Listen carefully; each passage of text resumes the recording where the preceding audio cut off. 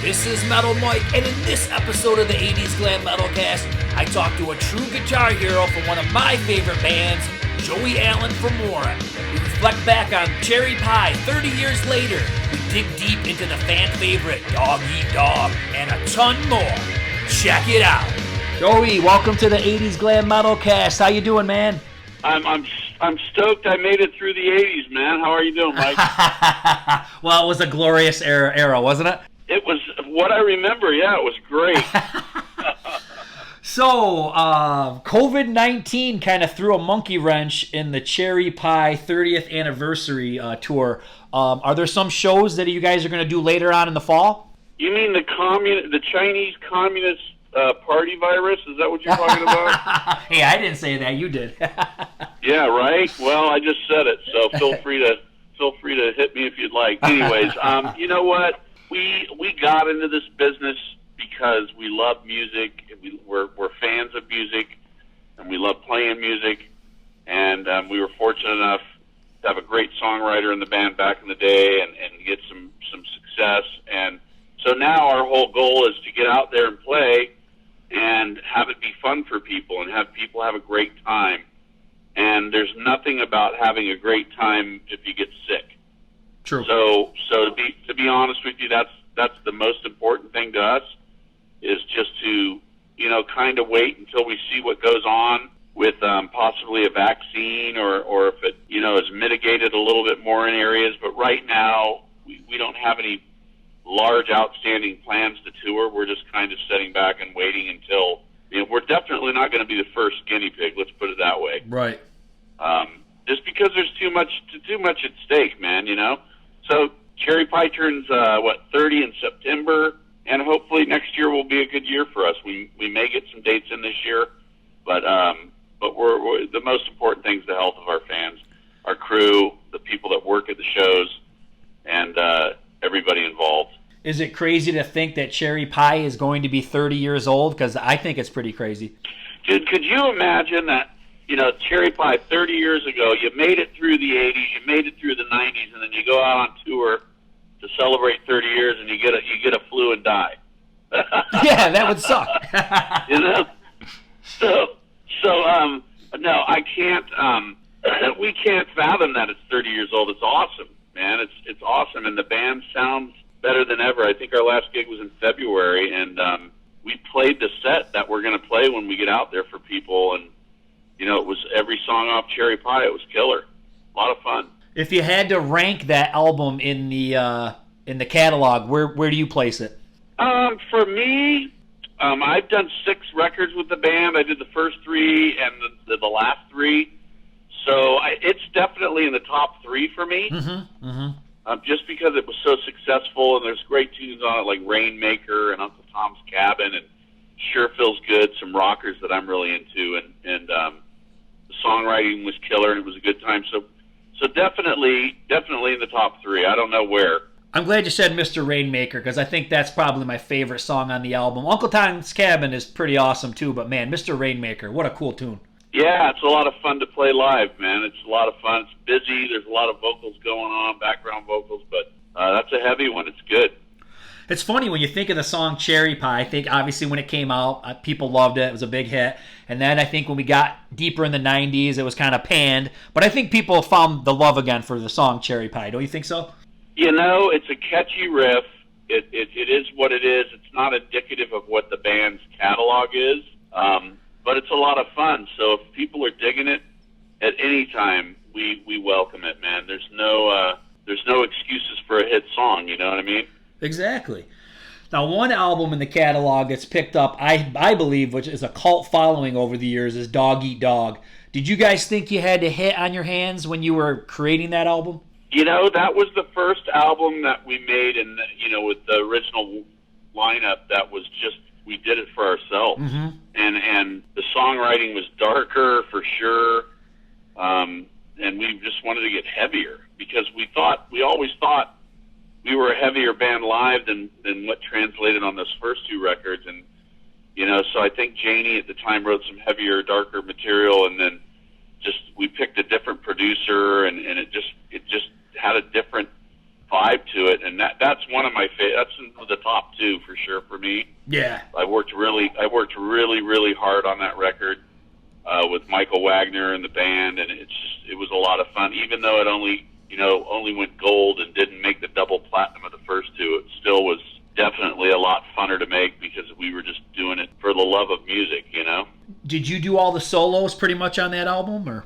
Every one of them on that record. I thought so. Eric might have a few stingers in there, but and stingers are little riffs, here and there. But solos, I worked super hard on that record. Yeah, the guitar playing is great on that album, and obviously the songwriting is amazing. And I guess I got a question about the songwriting, because you look at the first three albums, and Janie Lane wrote every song that he's credited, to writing the whole song. How did that process work? Did he give you guys demos, or did you go into rehearsal and he's like, I got this idea? How was the song process? How did that work out? He would come in with an acoustic guitar or grab one of our guitars in pre-production and play the riff, and we'd set and put it together. And I mean, he had the lyrics, he had the riffs, he had it all together. There's a few songs in the first three record catalog that a few of the other guys, I know Eric helped arrange Cherry Pie. I had a lot more to do with Sure Feels Good. Danny Stagg and J.B. Frank from Kingdom Come were credited on that song, and Danny still laughs that I wasn't, because I was there and I came up with that main riff. But it doesn't matter at this point. Lane was a prolific songwriter. It was something he really did well, and it's just like a hand. You got a thumb and four fingers, and when you put it together, it's a fist. That's the way I look at the band and the whole process. So it wasn't like he came in with a demo and said, this is how it goes. We worked through it together. I think it's nice to see. You see a lot of comments online, and people just have awesome things to say about him as a vocalist and as a songwriter. So I feel he really does. He gets a lot of credit, and he deserves it. You know what I mean? Absolutely. When he was at the top of his game, he was amazing. He was, in my eyes, because I know the guys in other bands some of the bands are bigger. He was a better singer. He was a better songwriter by far, and it was just, a lot of it has to do with timing and when the band came out in the late 80s instead of the earlier 80s. I think that if we would have come out earlier, it might have been a different topography for the big bands at the time because of his songwriting ability. You make a good point, and I wrote this down. I also think if you could have dialed back the catalog of Warrant and maybe put the first album out in 88 or 87, you get to Dog Eat Dog around 90, and you probably would have had a lot of different results. That would have probably been a huge album, you know what I mean, before 1992 or whatever, Yeah, agreed. Definitely agree, man. Everything changes in life and music, and it's like the music I grew up on, I love to death to this day. It's on my phone. I listen to it when I travel, and listen to it at home on the weekends. And I've got an 8-year-old son who listens to totally different music, and I try to get him into Sabbath and Priest and Cheap Trick and all the stuff I grew up on that I love, but he doesn't want to hear any of it. And then I've got a 28-year-old daughter who's into totally different kind of music. So it just goes to prove that everything's kind of in its own generation, Yeah, for sure. What kind of music do your kids like? Which one? My daughter? Yeah, either one. Yeah, both. Yeah, what are they into? Oh my God, my 8-year-old son's into J-pop. He's into this Japanese pop, and it's just, I feel like my father because he puts it on, and I'm like, dude, turn that off. It's annoying, And I finally got him a pair of like headphones that don't get too loud, that he can just put them on and listen to his music, because it was driving me nuts. I felt like my dad. And then my daughter, she's pretty eclectic. She likes everything, She's a little older, so she's got a good taste, a nice palate, let's say. My kids, years ago, when they got the Beatles Rock Band game, they got obsessed with the Beatles. Not a bad band to get obsessed with, but I'm telling you, they know every song by the Beatles. They know the solo material, way beyond what I ever knew about the Beatles. So it is crazy to see young kids into the old stuff, and it's actually great to see that. I played my son the Beatles, Etta James, Aretha Franklin, Stevie Wonder, all this killer stuff, some rock, some Sabbath, some Queen, and he's young, man. He's 8 years old. You forget they're so young. You know what I mean? Now, back to this with Dog Eat Dog, another thought that I had is, for a time period, the 90s, everybody was supposed to be so open-minded. I feel like all the 80s metal bands, people were not open-minded about the material they were doing. And you try to think back, use Beatles as an example. If Beatles put out Sgt. Pepper and everybody said, oh man, no way, Beatles did I Want to Hold Your Hand, so we can't listen to Sgt. Pepper. You know what I mean? But that was the mindset back in the early 90s. If you were from the 80s, it didn't matter what the hell you did. Yeah, well, it's a shift in what people are listening to. It's a shift in young kids out there that are into music, and it just happens, and I mean, we had a whole decade of raunch and roll, of party and fun and, just upbeat stuff. And I guess, at a certain point it's got to get real and people want to hear some different type of music as far as what relates to their life. And I think in the 90s there was a lot of anger going on, not unlike now, Yeah, so, you're right. So I get it. It's the soundtrack of their lives, and that's cool. We had a great run when we came out with the first 3 records. We're really enjoying, everything we've had since I got back in the band in 2004. It's been 16 years since I took a break, and it's just great.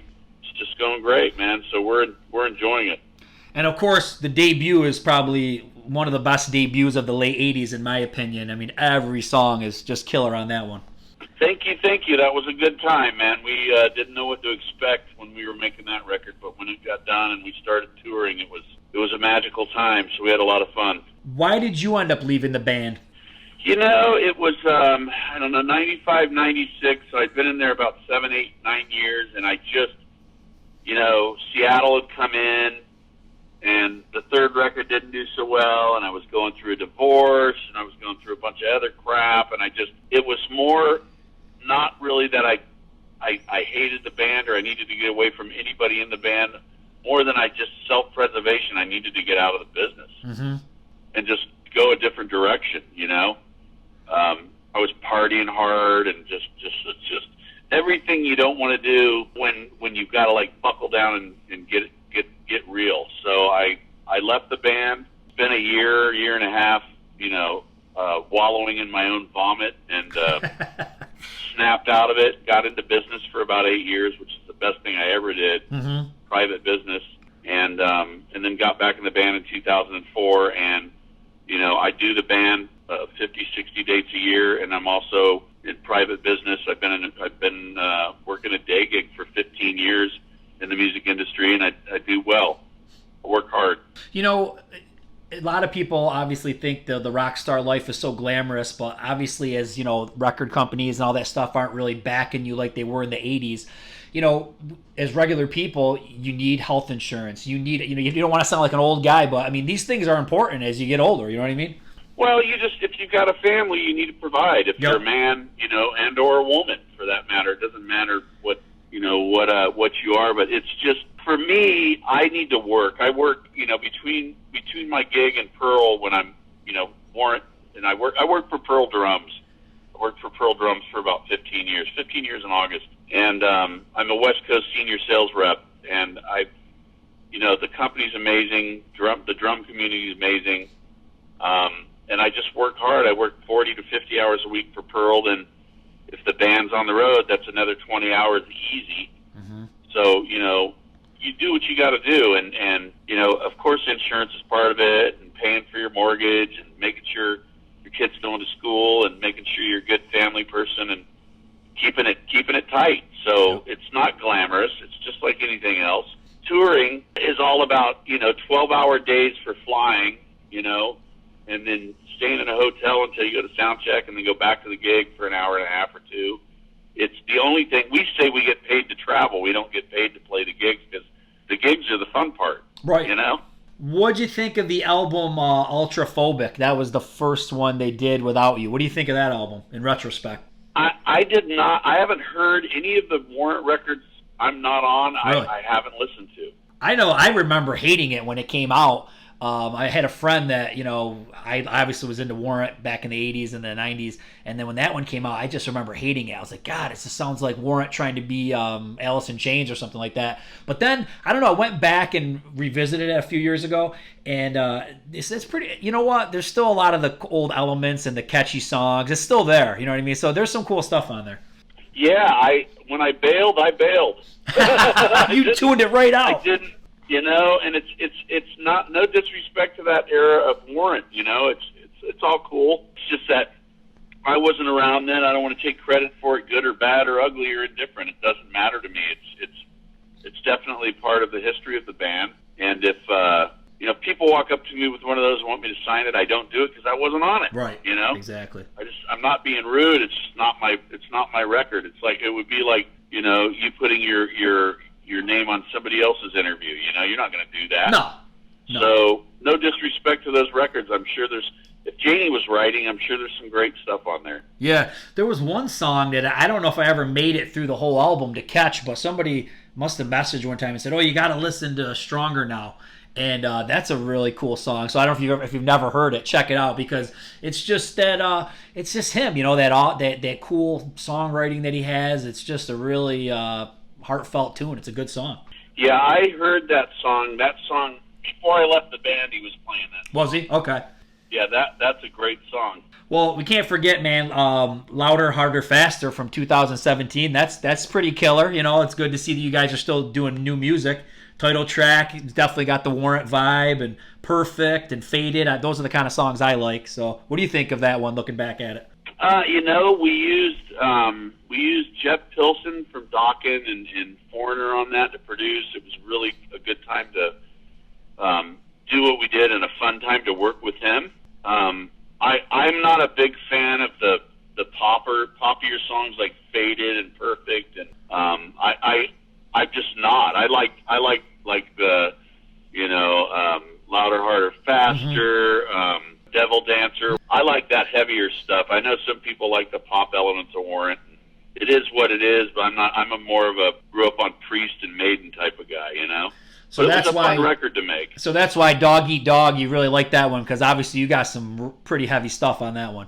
That's when I was doing In My Element for me personally. Just I like that heavier stuff, You know what's really killer is I watched it a few months back. It's you guys at one of the Monsters of Rock, and you play Balls to the Wall, and man, that killer. Yeah, we toured with Iron Maiden in Europe for about 10 dates, and one of them was the Italy Monsters of Rock gig, and it was like Pantera went on before us, and we would figure that out. Then we went on, and it was like, I think it was like Testament and Megadeth and Black Sabbath with Dio, and then Maiden, and we didn't belong on that bill, so we played everything we knew that was even somewhat heavy, and Balls to the Wall was a cover we did at the end of the show. I remember having a good time that night with Dime. After the show, yeah. I've been reading some rumblings that some of your bandmates are working on new music, so will there be some new music in the future? I talked to a few of them this week. We keep in touch every few weeks, through all this craziness, and I'm sure everybody's writing. To be honest with you, I haven't picked a guitar up since February. Okay. And I've played guitar for 43 years, and I'm just enjoying family and taking care of my family well and making sure everybody's healthy and doing everything I can to make sure that everybody's mental health's good, which means I'm hanging out with my 8-year-old son a lot. Yeah. Oh, it's important. It's important. And then talking to my daughter as often as she wants to hear from me, because she's in her late 20s. And really, right. It's more or less when she wants to talk to me, she'll call me. You know what I mean? But I'm getting ready to pick it back up, and I might write. There's a bunch of tunes, and riffs that have been available in our catalog for a long time that have never been worked on. But we'll see what happens. I'm not, it would be fun to make another record with this band. It's a lot of fun. The band's a lot of fun right now. We're all firing on all cylinders. Everybody's getting along great. There's no drama inside the band, and fun stuff. Awesome, man. Well, hey, what do you want to say to your fans in closing out there? Man, it is some crazy mother effing time out there right now, and, I hope everybody is healthy and well through this crazy virus that's out there. as far as we're looking at the socialness out there in the world, I'm a guy who thinks that everybody's equal. Everybody has the same opportunity in life, I would hope, that everybody treats everybody with kindness and respect all the way around, no matter the color of your skin or, female, male, or what gender, bias you are. I don't discriminate in any way, and I would encourage everybody else to have a warm and open heart. And as far as Warrant goes, man, we cannot wait to see some fans. And when it is healthy and for all of us to do so, we will come out charging 110%. Awesome. Be well. We'll talk to you. Yeah, same to you. Well, that was a great interview with Joey. Thanks for listening and sharing. Rock on.